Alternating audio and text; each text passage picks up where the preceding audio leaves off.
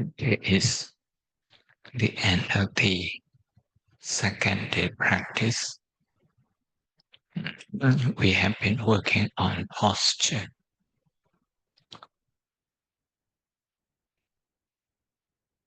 The importance of posture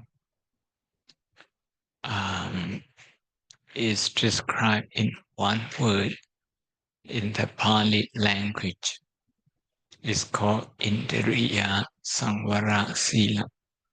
Indriya Samvara Sila. In Thai, we can say Insi Sangwon Sin. 3 words. Insi Sangwon Sin. So it's a sila. It's considered a precept. It's considered to be a discipline. As important as the 5 precepts, the 8 precepts, the Patimokkha precepts, as important as that.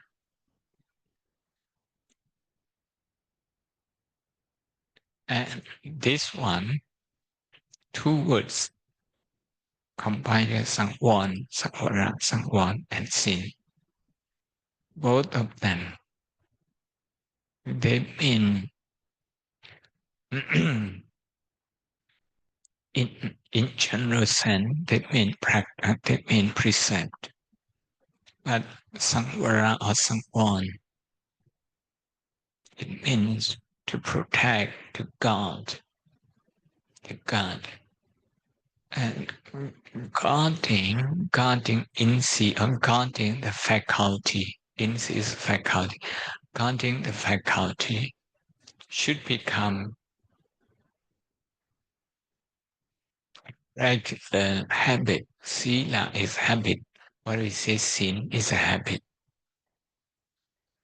It's a good habit. It's a habit that everybody expects from us, and we expect from everyone. Panatipata Veramani Sikkhapadang Samadhiyami. Not to harm each other, not to hurt each other, not to kill each other.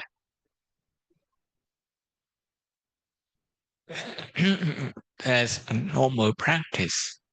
That's a normal behavior.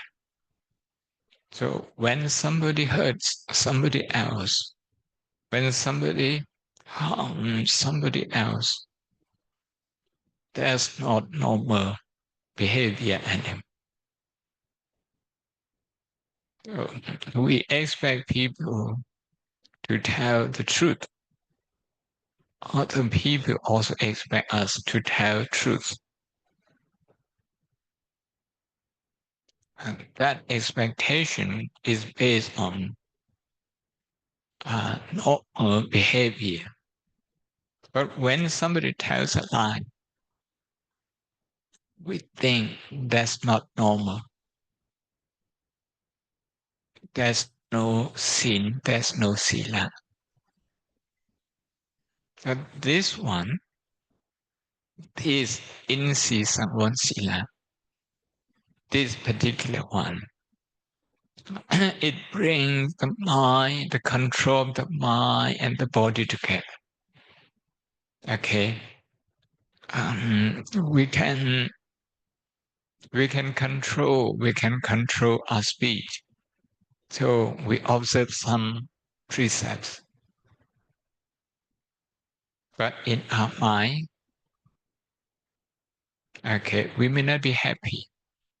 We are not hurting anyone, but in our mind, we may still get angry.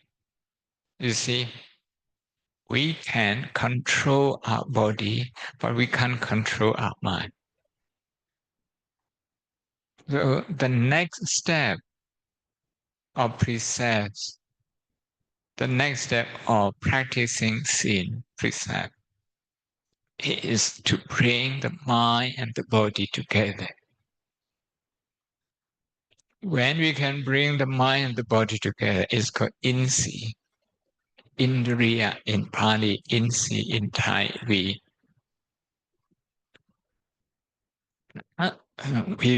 pronounce it as Insi. Insi means faculty. Someone is also, okay, Insi is also control. Someone is also control. Sila is also control. Everything is control. The three words which have the meaning of control in general sense coming together, it means something. So when we say sila, when we say sin, it's external control. External control. And that external control, often it can be broken if we don't have awareness. So when we add awareness, which is the first step of sati, awareness, that becomes samvara, I think. So samvara sila. And when we actually look at the relationship between the mind and the body, in other words, between our thought and our speech. Okay, our thought and our speech, our thought and our action. When we can see the link, the connection between them, we step up to the third word, indriya, insi. I'm going to repeat again. Indriya, samvara, sila, three words. Indriya, samvara, sila, insi, sangwon, sin. Sin is what we normally understand to control the body and speech. The body and speech to control. You can look at the 5 precepts to see the meaning of sila or sin. 8 precepts is the same.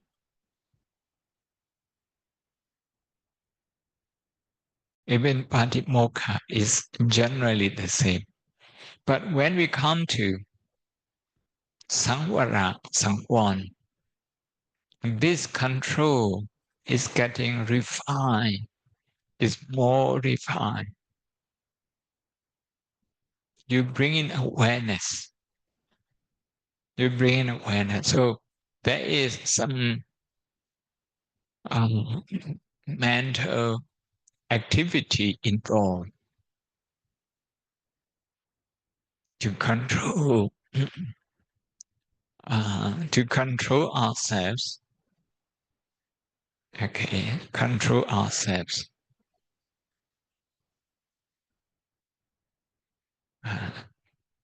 To control ourselves not to do negative things, but to do positive things.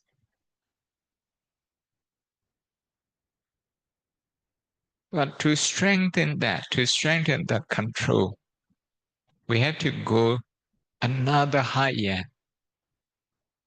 okay, a higher form of control. That higher form of control is called indriya or insi. Insi, sangwon, sin, they all mean the same, but different stages.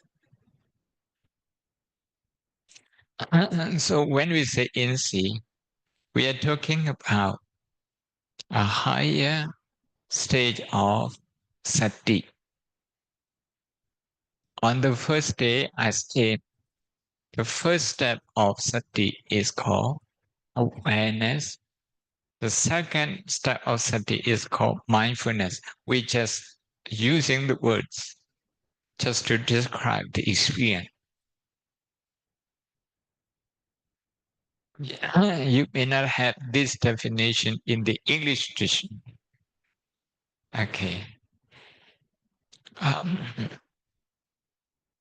Awareness and mindfulness, the difference is awareness is the inertial consciousness. Okay, when you're aware of my voice, So that's awareness. But when you're aware of your own awareness, that is conscious of my voice, that is conscious of my voice, that becomes mindfulness.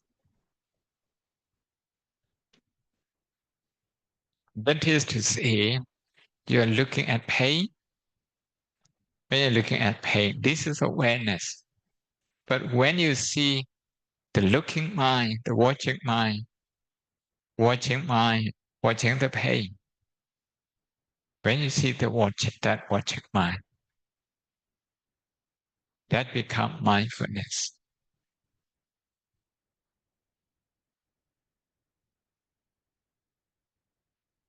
You can stop me if you think you need more repetition. Let's talk a little bit about pain, not so much, okay? Because we want to focus on the posture.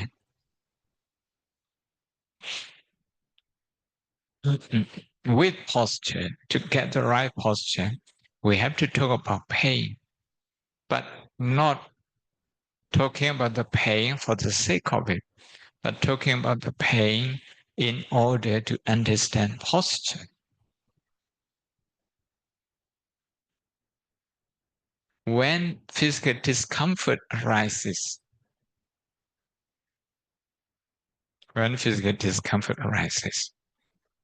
sometimes you want it to go away. So what you do is you put all the effort into chasing it away. Sometimes by working on breathing, sometimes by observing the pain itself directly, repeatedly, observing it, noticing it. If you look at your intention, the intention is to get rid of it, to get rid of the pain. You see, you're trying to design the pain not to be there. You're trying to design the pain not to be there. Some people, when they are too sleepy in meditation, they want some pain. They want some pain. A little bit of pain may be good, and they want some pain. Now they want to design to have some pain. Sometimes the pain is too much, maybe a little bit is good. It keeps you awake. You see, the notion, the intention, the desires around the pain. So when you see the pain and also those desires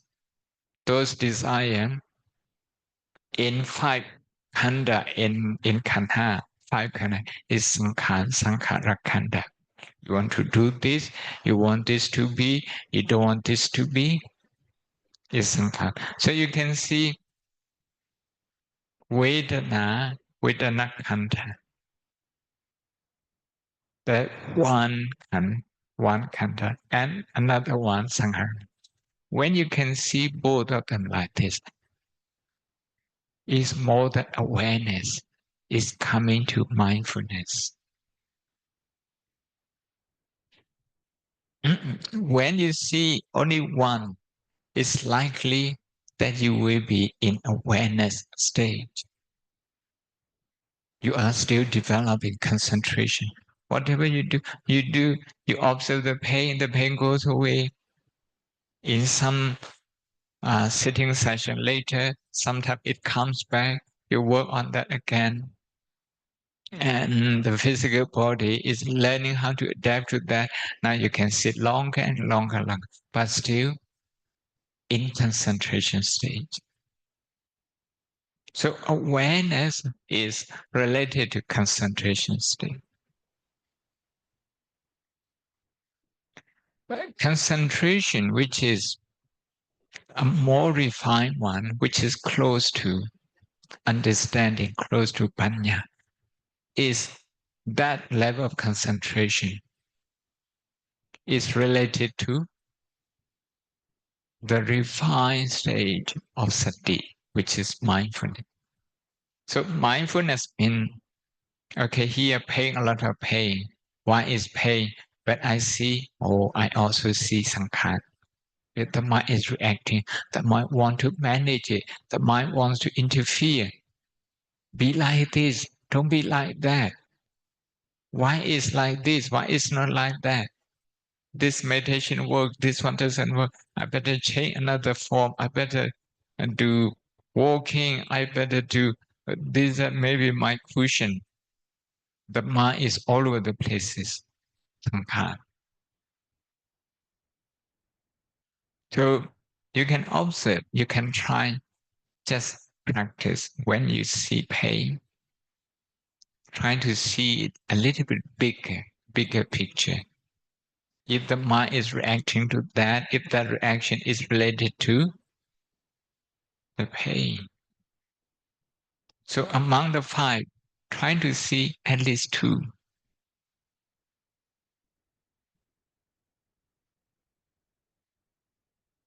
The more you see this, the better your posture will become.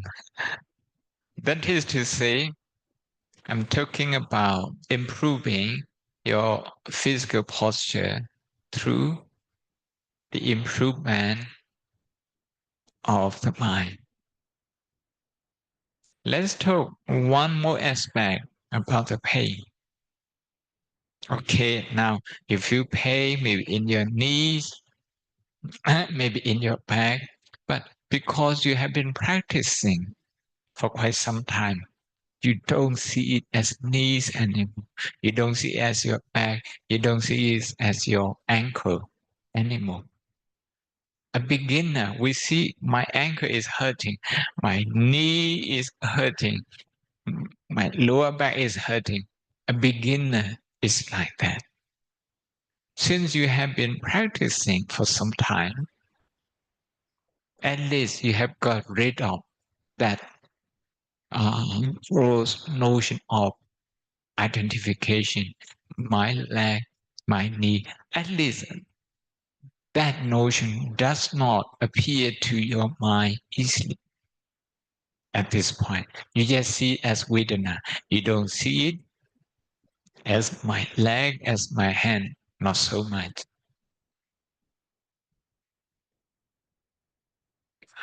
You still see pain, which is okay, which is okay. But what you can do, another way of looking at this pain is to look at the naming mind. Your mind is naming that experience as pain. Okay. Your knees, they don't know the pain. They don't know that this is pain. It's the mind that is giving it the name. It's called perception. It's called sanya. Sanya kanta. Another khan. So mainly we work on these three. Vedana, Sankhara, Sanya, these three. Vedana plus Sankhara, Vedana plus Sanya. Somebody may be strong in Sankhara. Somebody may be strong in Sanya. You have to find out yourself. When you see, okay, moments ago when I sat down, I got some very strong cramp in my leg. And the mind was about to name it. Actually, was already named it. And I look at the naming mind. I said like with legs, behind like that. So I put all a physical weight on my leg, not like this. How do you call that kind of posture? In Burmese, they call that dark sitting. sitting like a duck. Yeah. Usually you cannot sit very long like that. If you can sit like that for 1 hour, for 2 hours, you will never experience pain if you can overcome that, because that's the most cruciating pain, the most severe pain. And I look at that sanya. Oh, you are naming it. I look at the mind. You are naming it. You can try.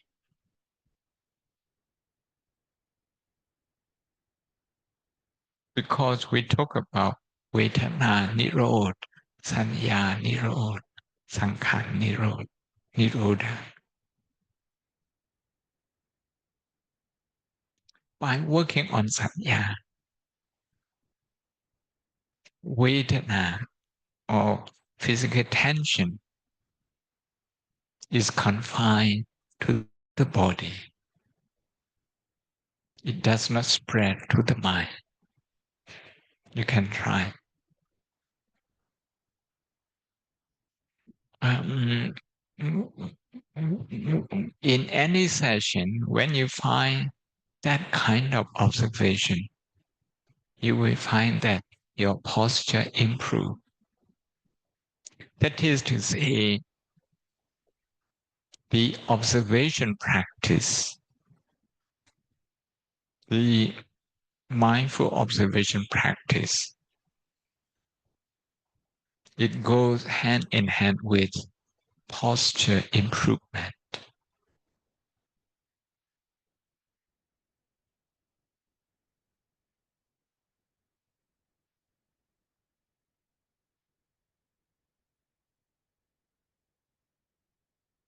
When you see five khanda, okay, five khanda, you see not just one link but two links. Vedana plus sanya, Vedana plus sankhara. Sometimes sankhara plus Vedana, sanya plus Vedana. The other way around. Some people are good at Vedana, some people are good at sanya, some people are good at sankhara.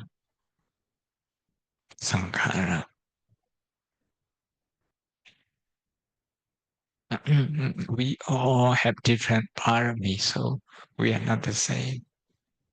We have different parami.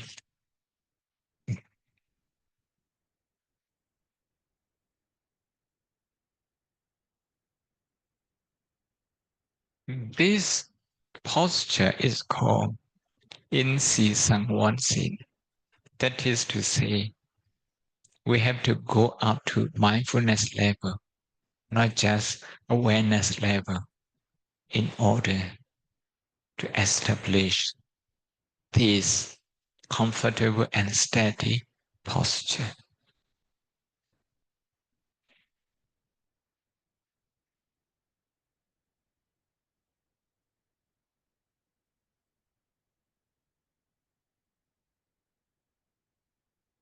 Sometimes when you look at Vedana,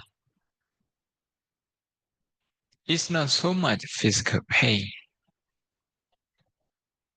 but certain emotion that you get stuck into that. Maybe anxiety, maybe worry, maybe dissatisfaction, maybe boredom. That will change your posture. That will change your posture straight away.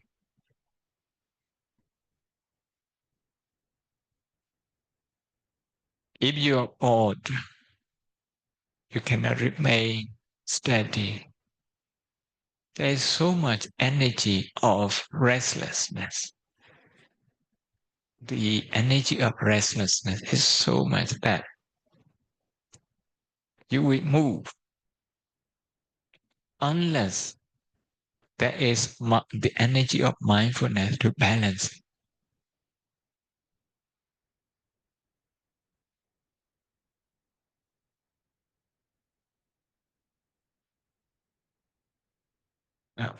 When you are dissatisfied with something, okay, restlessness is one nirvana, okay, one nirvana.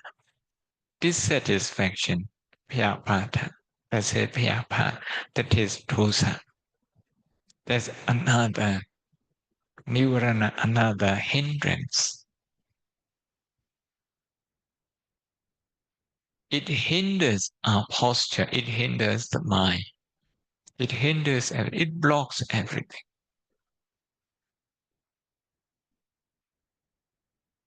When you are dissatisfied with something, you feel dissatisfied at some point. When you're about to eat, that becomes a hindrance to your eating. You cannot enjoy your food anymore. If you live in a nice house, you cannot enjoy your nice house anymore. If you're driving a car, you can't enjoy your nice car anymore at that moment.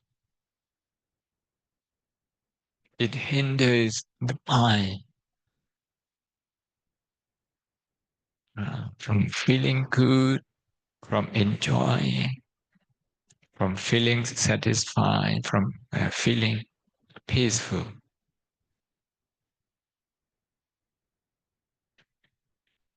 In your mind, if you have some idea, you want something, you want to do something,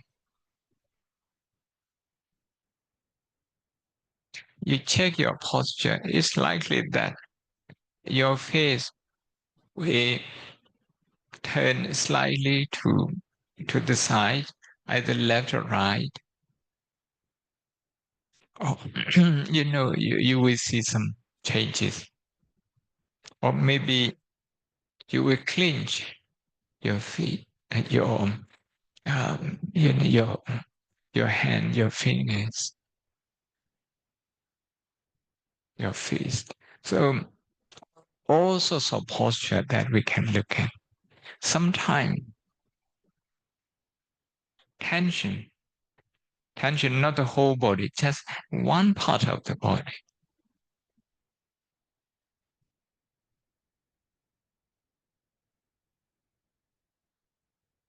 Scientists would say at that moment, a lot of cortisol hormones are produced.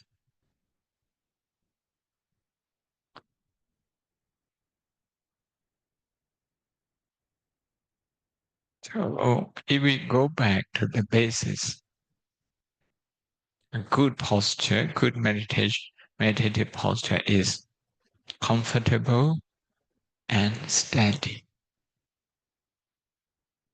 If it's steady, but it doesn't last you long, if it's comfortable, but it doesn't last you long, not steady. It's steady, but you have to work very hard to maintain that, not comfortable. Very tense, not comfortable. Up to the end of the sitting, you don't feel refreshed. Instead, you feel exhausted, not comfortable. In other words, not being able to keep a comfortable and steady posture for a certain length of time.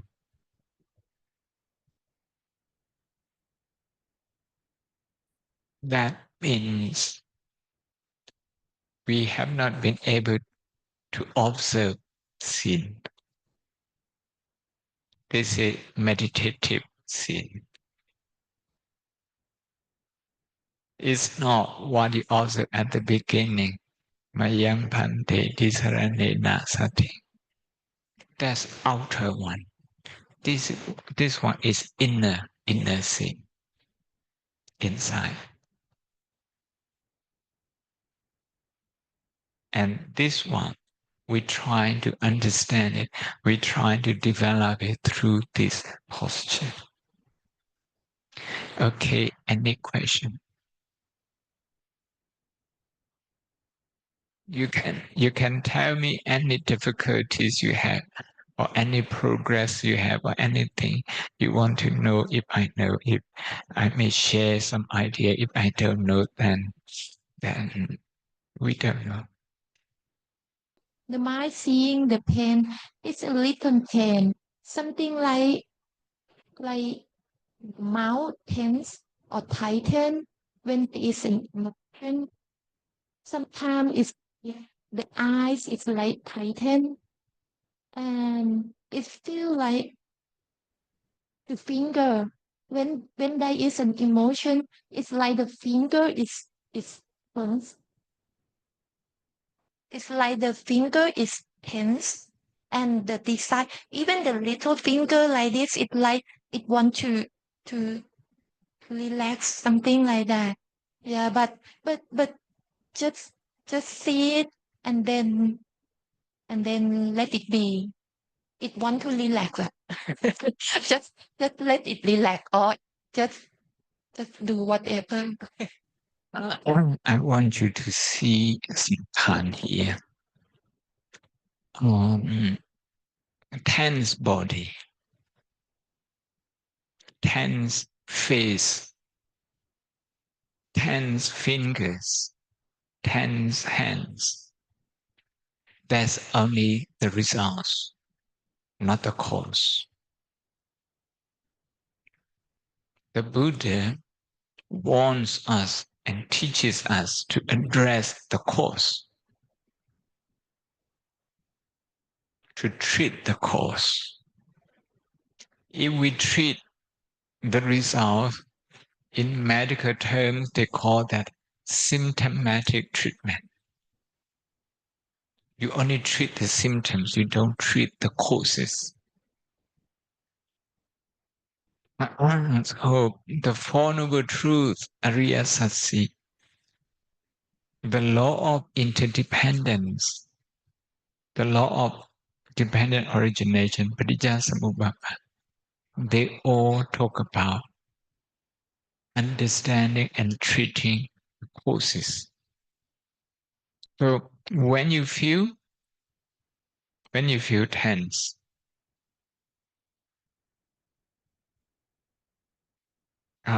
that's because your mind is fixed. Fixated is in English called fixated. Fixated on something.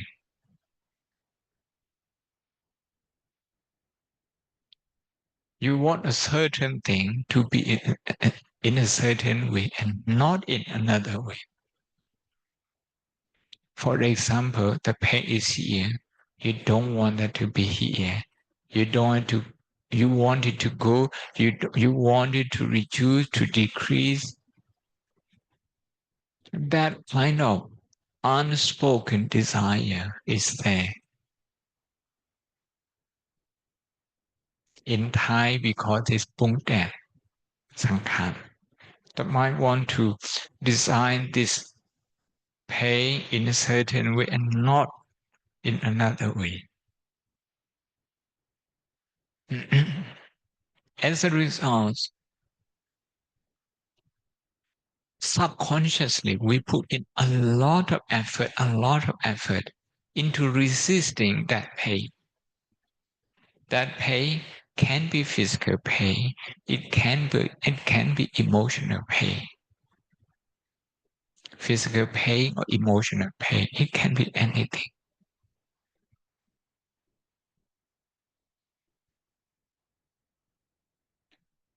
Because of that, you can see the physical body getting tense. The posture is also tense. Sometimes the head is slumping a little bit, or maybe but turning backward a little bit. Those are all the sign of resistance. Sign of resistance. So in that moment, if you're trying to see in terms of khandha, in terms of Thai case, want to do this นะอยากจะทำนี้ไม่อยากจะทำนะ oh everything is want that's สำคัญ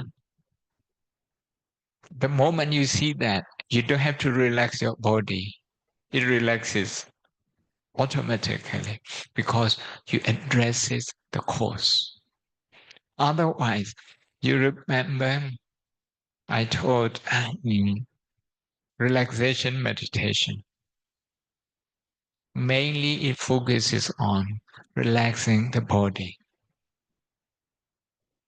relaxing the body but this one is relaxing the mind มัสการพระอาจารย์ค่ะ so just want to have a question during 2 days I have been practicing and find out that I can observe how the posture the body while I'm sitting so but I'm pretty stuck on the walking when sitting I can observe on how the body bend and how I move it back but and also understand about how the subconscious automatically moving bend over when I'm thinking my mind thinking but I'm trying to practicing the same when I'm walking but I could not find out and I don't know how to practicing so just want to ask for your guidance thank you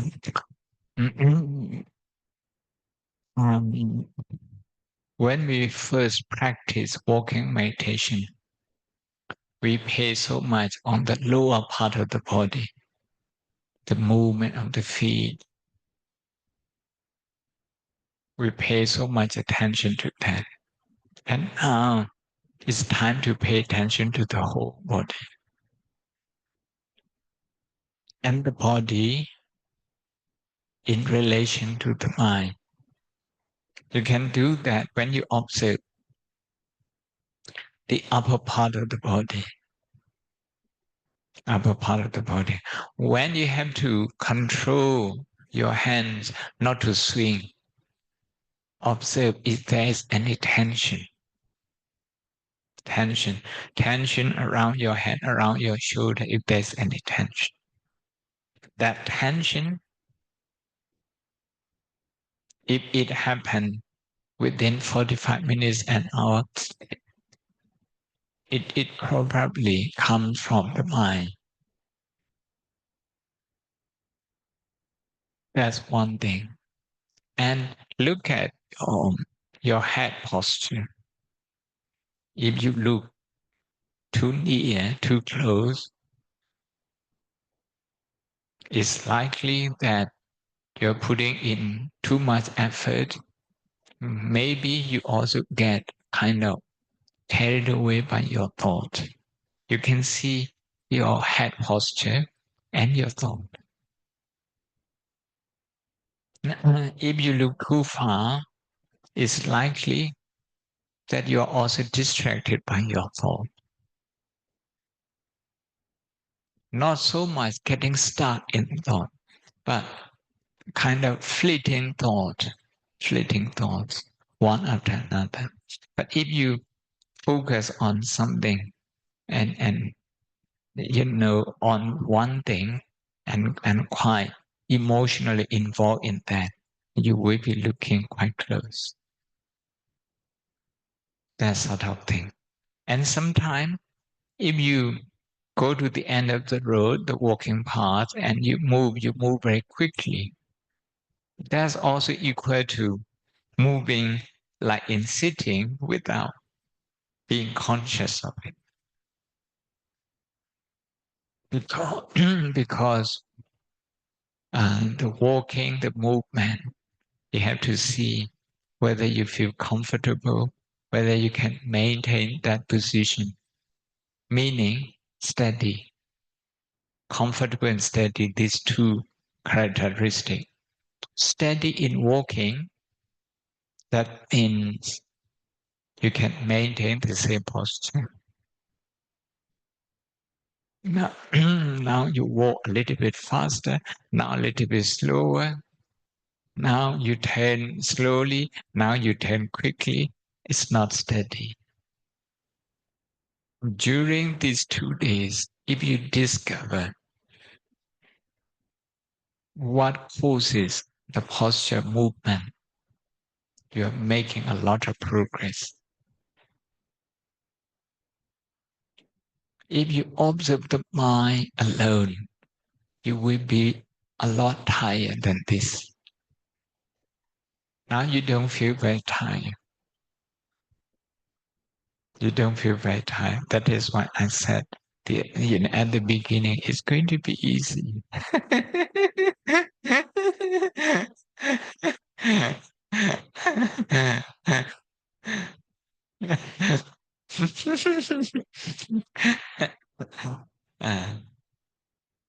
Because we're going to discover our old habit and we this one, this another one, another one.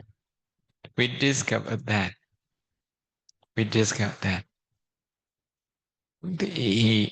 key to change the habit is to discover small components, small habits, okay, and change them. Small habits.